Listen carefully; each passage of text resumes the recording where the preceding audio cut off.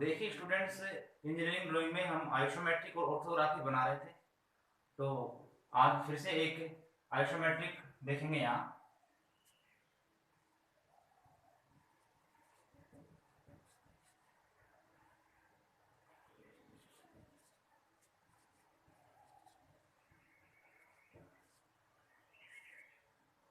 तो देखिए, मैंने आइसोमेट्रिक के लिए आपको बताया है कि जो आपके पास लेंथ होती है वो लेंथ आप 30 डिग्री के कोण पर बनाएंगे। यानी जो आपका आइसोमेट्रिक होता है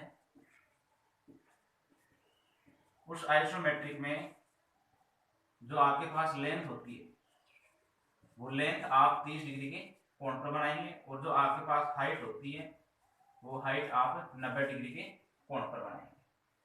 तो जो आपका आइसोमेट्रिक है उस आइसोमेट्रिक के लिए अपन क्या करते हैं कि एक पॉइंट लेते हैं और उस पॉइंट के दोनों तरफ जो क्षैतिज लाइन होती है उनको अपन लेंथ से जो प्रदर्शित करते हैं वो 30 डिग्री के कोण पर होंगे। जैसे एक आइसोमेट्रिक बनाते हैं तो उसके लिए हमें एक पॉइंट ले लेते हैं यहाँ पर। जैसे मैंने ये पॉइंट यहाँ पर ले लिया, ये पॉइंट मैंने ले लिया। अब क्या करेंगे, इसके दोनों तरफ 30 डिग्री के कोण बनाएंगे। तो मैं एक तो इस तरफ 30 डिग्री का कोण बनाता हूँ, तो एक कोण मेरा ये हो गया 30 डिग्री का, और इसकी मैं जो लेंथ है वो ले लेता हूँ कितनी, 40 mm। यानी 30 डिग्री के कोण पर मैंने 40 mm ले लिया। अब दूसरी तरफ भी 30 डिग्री का कोण बनाएंगे और इसको भी एक लेंथ जैसे 100 mm ले लेता हूँ मैं इसको, तो 30 डिग्री का कोण मेरा ये हो गया, और ये लेंथ ले लेता हूँ मैं कितनी, 100 mm ले लेता हूँ। इसके बाद इसके ऊपर हाइट बनाएंगे। तो हाइट के लिए मैंने बताया आपको कि आप 90 डिग्री के कोण पर ही हाइट बनाएंगे। तो जैसे मैं इस पॉइंट के ऊपर 90 डिग्री के कोण पर 20 mm करता हूँ, और यहाँ पर भी मैं 90 डिग्री कोण पर 20 mm करता हूँ, और यहाँ पर भी 90 डिग्री के कोण पर 20 mm कर लेता हूँ। अब इन पॉइंट को आपस में मिला लेते हैं। तो इसको मैं यदि इससे मिला लेता हूँ तो ये जो लेंथ है मेरे पास कितनी होगी, ये भी 40 mm ही होगी, और ये वाली 30 डिग्री के कोण पर ये जो लेंथ होगी ये कितनी होगी, 100 mm होगी। तो इसको भी यहाँ से इससे मिला लेते हैं, तो ये मिल गई है। ठीक है, अब इस वाले बिंदु से मैं 30 डिग्री का कोण बनाता हूँ और उसकी लेंथ करता हूँ कितनी, 40 mm। यानी इस वाले बिंदु से 30 डिग्री का कोण बनाएंगे और वो लेंथ लेंगे हम कितनी, 40 mm, यानी कि इसके बराबर कर लेते हैं एक बार। तो 30 डिग्री के कोण पर ये वाली लेंथ होगी मेरी कितनी, 40 mm हो गई। ठीक है, अब यहाँ से भी एक 30 डिग्री का कोण बना के ये वाली लेंथ है इतनी कितनी, 100 mm, यानी इसके सामने ये जो होगी ये कितनी होगी, 100 mm ही होगी। तो 30 डिग्री के कोण पर ये कितनी होगी, 100 mm होगी।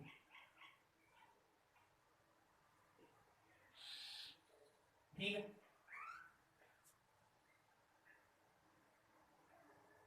यानी ये 100 mm है तो ये भी अपने पास 100 mm है, ये 40 mm है तो ये वाली भी अपने पास 40 mm है। अब क्या करते हैं कि जैसे ये 100 mm है तो इसके लिए मैं एक 3 टुकड़े कर देता हूँ इसके, कि मैं इधर से 20 mm छोड़ देता हूँ और यहाँ से भी मैं 20 mm छोड़ देता हूँ। ठीक है, अब यहाँ से 20 mm छोड़ दिए मैंने, यहाँ से भी 20 mm छोड़ दिए, बीच में कितनी बच जाएगी अपने पास, 20 ये 20 ये 40 mm, तो बीच में बच गई अपने पास 60 mm। तो ये बीच वाला जो है ये अपने पास 60 mm है, और यहाँ से मैं 90 डिग्री का कोण बनाता हूँ। तो 90 डिग्री के कोण पर मैं इसको कर लेता हूँ 60 mm। तो ये कितनी होगी मेरे पास, 20 mm की दूरी पर 60 mm की हाइट हो गई। और यहाँ से भी एक 90 डिग्री का कोण बनाता हूँ और इसको भी मैं कितनी कर लेता हूँ, 60 mm कर लेता हूँ। ठीक है, अब इधर से भी मैं 20 mm के ऊपर एक मार्क कर लेता हूँ और यहाँ से भी 20 mm के ऊपर एक मार्क कर लेता हूँ। ठीक है, और यहाँ से भी मैं 90 डिग्री के कोण पर 60 mm कर लेता हूँ। तो ये भी मेरे पास 60 mm हो गई 90 डिग्री के कोण पर। अब इनको आपस में मिला लेते हैं एक बार, कि इसको मैं इससे मिला लेता हूँ और इसको मैं इससे मिला लेता हूँ।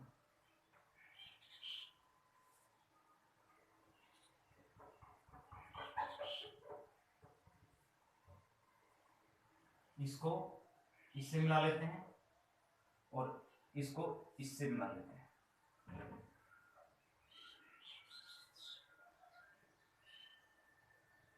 ठीक है, अब यहां से 30 डिग्री का कोण बनाते हैं और इसको भी इसके बराबर कर लेते हैं। ये 40 mm है तो ये भी 40 है, और ये भी कितनी है, 40 mm है।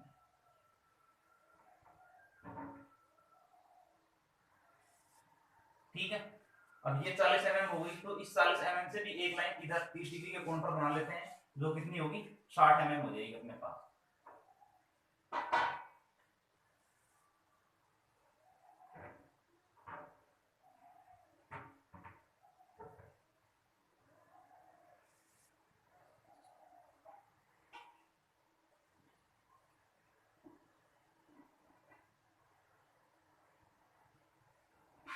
ये 30 डिग्री का कोण और ये भी 60 mm होगी। ठीक है, अब आपको पता है कि अपने पास किसी भी सॉलिड के अंदर जो भी लाइन आती है उन लाइनों को हम हटाते हैं, क्योंकि किसी भी सॉलिड के बीच में जो एक्स्ट्रा लाइन होती है वो दिखाई नहीं देती है। तो क्या करते हैं, जो बीच में लाइन आ रही है उनको हटा लेते हैं। जैसे ये लाइन बीच में है तो ये हट जाएगी यहाँ से, और यहाँ से ये लाइन हट जाएगी। ठीक है, ये हट गई यहाँ से। अब क्या करते हैं, आगे की प्रोसेस इसमें स्टार्ट करते हैं कि जो एक्स्ट्रा लाइन होगी उन एक्स्ट्रा लाइन को हम हटा लेंगे। ठीक है, अब देखिए यहाँ पर कि जैसे मैं यहाँ से 10 mm छोड़ दूं और यहाँ से भी मैं 10 mm छोड़ देता हूँ, तो ये वाली लाइन में नहीं आएगी अपने पास, तो इसको भी मैं हटा देता हूँ यहाँ से। ठीक, तो यहाँ से ये कितनी हो गई 10 mm हो गई, और यहाँ से ये 10 mm हो गई, और इधर ये 10 mm हो गई, और यहाँ पर ये 10 mm हो गई। अब इनको भी आपस में क्या करते हैं, मिला लेते हैं। तो इस वाले बिंदु को मैं इस वाले बिंदु से मिला लेता हूँ, और इस वाले बिंदु को मैं इस वाले बिंदु से मिला लेता हूँ। ठीक है, अब ये मिल जाने के बाद क्या करेंगे कि नीचे 90 डिग्री का कोण बनाएंगे, और 90 डिग्री का कोण जो होगा उसकी गहराई हम करते हैं यहाँ पर 40 mm, क्योंकि ये अपने पास कितनी हो गई, जैसे ये टोटल 60 थी, यहाँ पर हमने 10 mm छोड़ दिए, यहाँ पर भी हमने 10 mm छोड़ दिए, तो ये कितनी बच रही है 40 mm बच रही है। बीच में एक हाफ सर्किल बनाएंगे इसमें, तो देखिए नीचे 90 डिग्री कोण पर ये कितनी होगी 40 mm, 90 डिग्री कोण पर ये कितनी होगी 40 mm।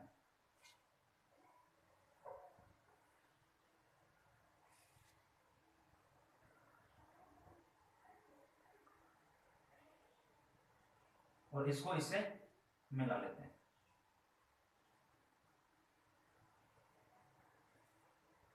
ये कितनी हुई अपने पास 40 mm है, ये भी 40 mm है। ठीक है, अब एक बार क्या करते हैं, इस लाइन को भी यहां से हटा लेते हैं।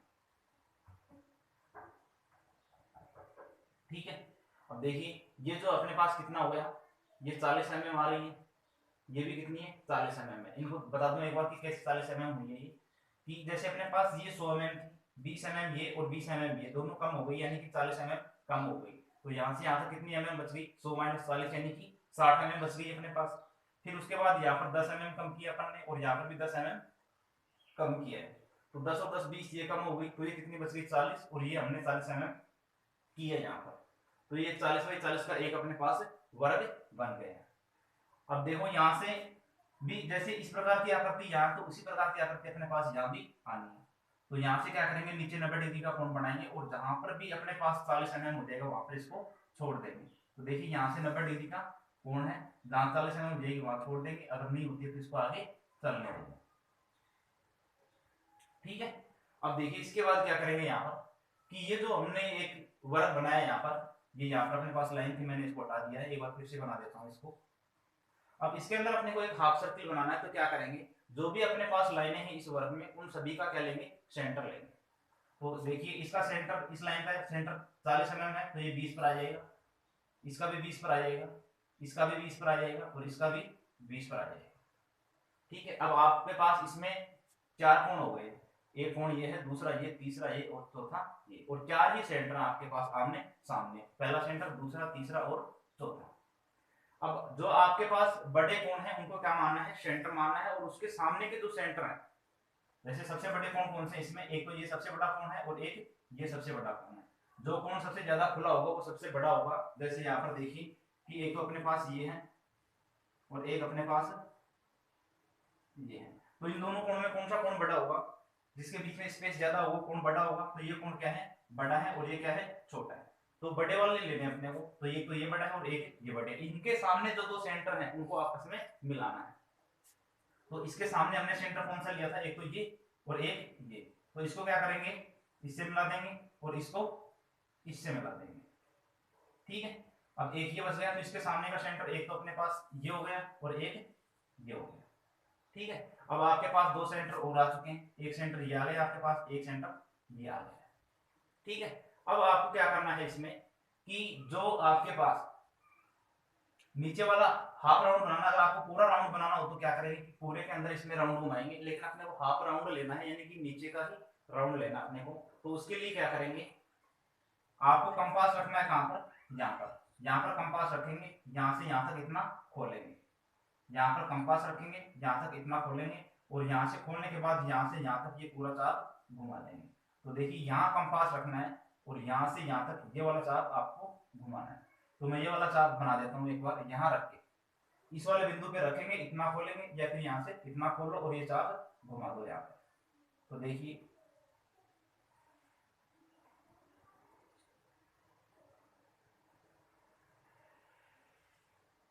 ये चाप मैंने घुमा दिया यहाँ पर, ठीक है। उसके बाद क्या करेंगे, एक सेंटर लेंगे यहाँ पर हम, तो यहाँ पर कंपास रखेंगे, ठीक है।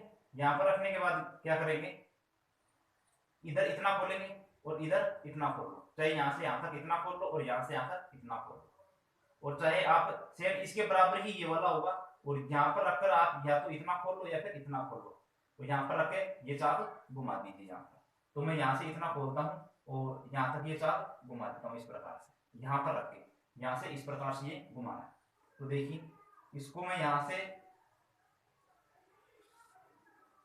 ये चाप घुमा देता हूँ, ठीक है। अब देखिए इसमें अपने पास एक हाफ सर्किल बन चुका है। यदि अपने को पूरा सर्किल बनाना हो तो क्या करेंगे, जैसे हमने ये आधा बनाया है, जैसे हमने ये यहाँ पर आधा बनाया है, उसी प्रकार ऊपर वाला भी यहाँ बना सकते हैं। जैसे ये वाला यहाँ रखेंगे, इतना खोलेंगे, यहाँ से ये चाप घुमाएंगे, यानी यहाँ से ये वाला चाप यहाँ आ जाएगा, ठीक है। और यहाँ रखने के बाद जो यहाँ से यहाँ तक आएगा ये पूरा हो जाएगा। इस प्रकार से यहाँ से ये पूरा सर्किल बन जाएगा। लेकिन अपने को हाफ सर्किल चाहिए, इसके लिए हमने आधा सर्किल ही इसमें बनाया है, ठीक है। अब इसमें जो आपके पास एक्स्ट्रा लाइन है उनको आप हटा दीजिए, यानी सर्किल बनाने के लिए हमने जो लाइन यूज की थी उनको आप हटा दीजिए और सर्किल सर्किल आप रख दीजिए। तो यहाँ पर देखिए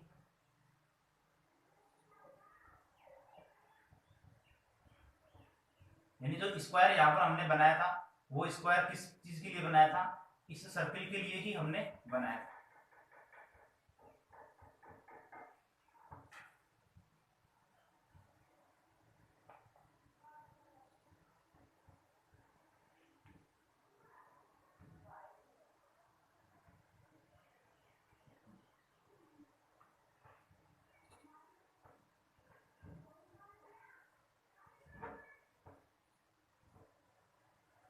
ठीक है, तो अपने पास ये आधा सर्किल यहाँ पर बन चुका है।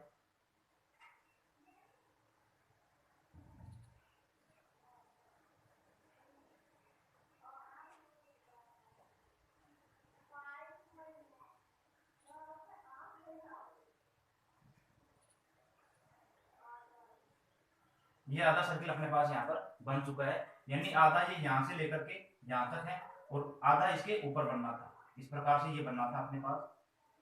तो हमने आधा ही यहाँ पर बनाया है। अब देखिए अगर यहाँ से देखते हैं तो अपने को एक कॉर्नर दिखाई देता है, तो यहाँ से यहाँ तक की दूरी ये 20 mm है, तो ये कॉर्नर हम यहाँ दिखाएंगे।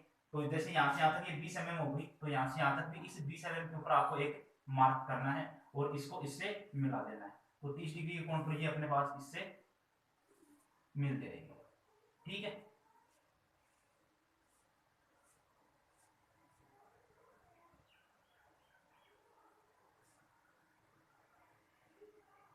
मिल गई। अब देखिए यहाँ से ये राउंड में बन रहा है अपने पास, तो सेम जैसे हमने ये बनाया था उसी प्रकार से इसको भी यहाँ बनाएंगे।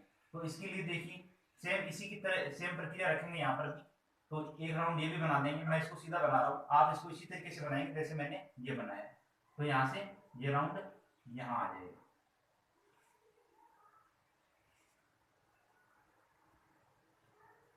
ठीक है।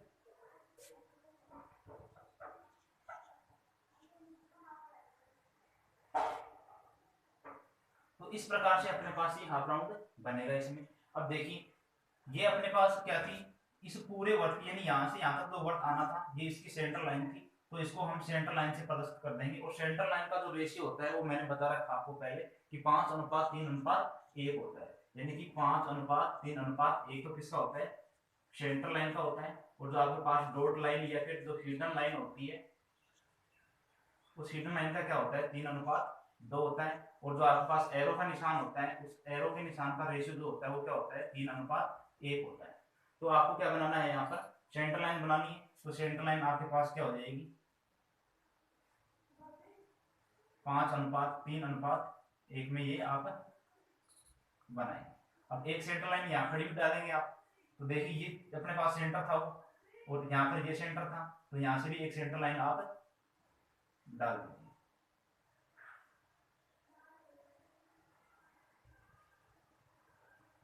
ठीक है, तो इस प्रकार से आप क्या बनाएंगे, ये जो हाफ राउंड बनाएंगे, और सेम इसी तरीके से ये वाला बनाएंगे जो अपने को पूरा नहीं दिखेगा, आधा ही, ये थोड़ा सा हिस्सा इसका यहाँ पर अपने को दिखेगा।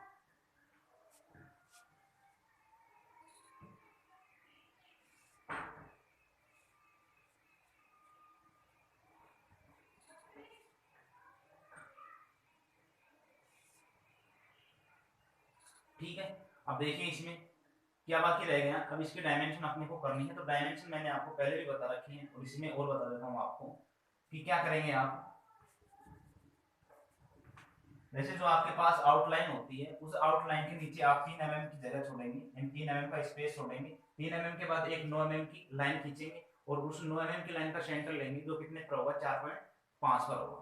तो यहाँ से देखिए ये कितनी हो गई, 3 mm का स्पेस हो गया, 9 mm की क्या हो जाएगी, लाइन हो गई। ये 3 mm का स्पेस हो गया, 9 mm की लाइन हो गई, 3 mm का स्पेस, 9 mm की लाइन, और ये इनका सेंटर होगा 4.5 के ऊपर। अब जो सेंटर है इन सभी सेंटरों को आपस में क्या करेंगे, मिला देंगे। तो इस सेंटर को क्या करेंगे, इस सेंटर से मिला देंगे, और इस वाले सेंटर को इस वाले सेंटर से मिला देंगे। अब इनके ऊपर क्या बनाएंगे, एरो के निशान बनाएंगे, जो मैंने बताया आपको 3:1 में बनाएंगे। तो ये 3 mm इसकी लेंथ हो जाएगी, और चौड़ाई ये 1 mm हो जाएगी।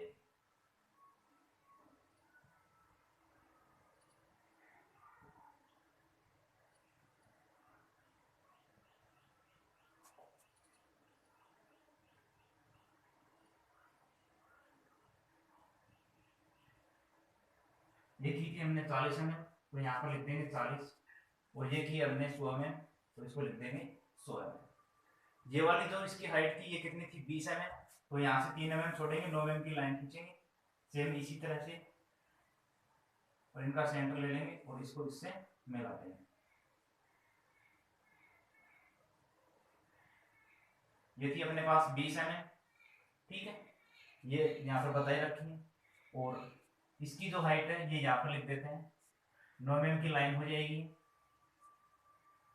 यहाँ पर 3 mm छोड़ के ये 9 mm हो जाएगी, यहाँ पर 3 mm छोड़ के ये हो जाएगी। सेंटर से सेंटर हम क्या करेंगे, मिला देंगे, और इसका भी सेंटर से सेंटर मिला देंगे, एरो का निशान बना देंगे इनके ऊपर।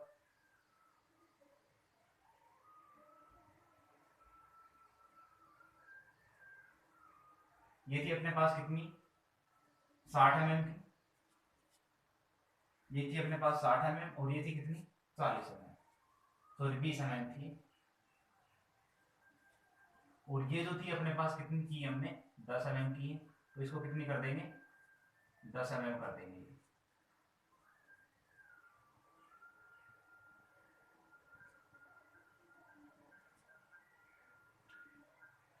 ये 10 mm है, ये थी कितनी अपने पास, 60 mm, और ये कितनी थी, 20 mm। ठीक है, अब जो सामने वाला भाग है उसको आप क्या लिखेंगे, मैंने बता रखा आपको, उसको लिखेंगे आप एलिवेशन। तो इसको लिख दीजिए आप elevation.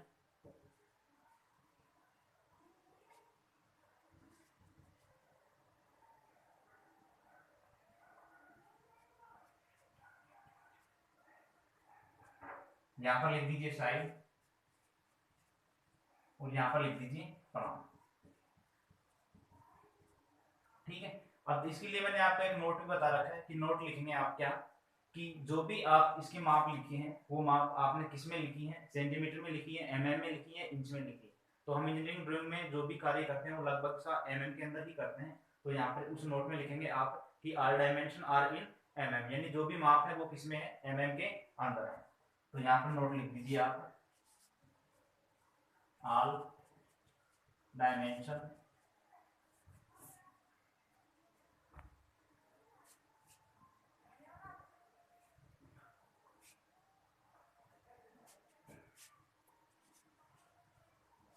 All dimension are in mm।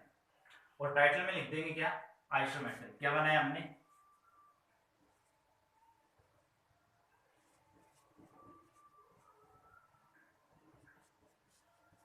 Isometric view. तो इस प्रकार से एक आइसोमेट्रिक हम यहाँ बनाते हैं। अब इस आइसोमेट्रिक का हम फर्स्ट एंगल और थर्ड एंगल भी देखेंगे, जो अगली क्लास में देखेंगे। तो इस प्रकार से आप एक आइसोमेट्रिक बनाएंगे, ठीक है। यानी कि जो भी आपके पास क्षैतिज लाइनें होंगी, जो लेंथ होगी, वो लेंथ तो आप 30 डिग्री के कोण पर लेंगे। मैंने बताया आपको 30 डिग्री के कोण पर लेंगे, और जो हाइट होगी वो 90 डिग्री के कोण पर लेंगे। और बाकी सारी चीजें उसी प्रकार से रहेंगी, जो माप आपको दे रखी है उसी के अनुसार आप माप रखते जाएंगे। जो आपके पास सामने वाला भाग होगा उसको आप एलिवेशन या फिर फ्रंट कहेंगे, और जो साइड में हुआ उसको साइड कहेंगे, और जो ऊपर वाला भाग होगा उसको आप प्लान कहेंगे।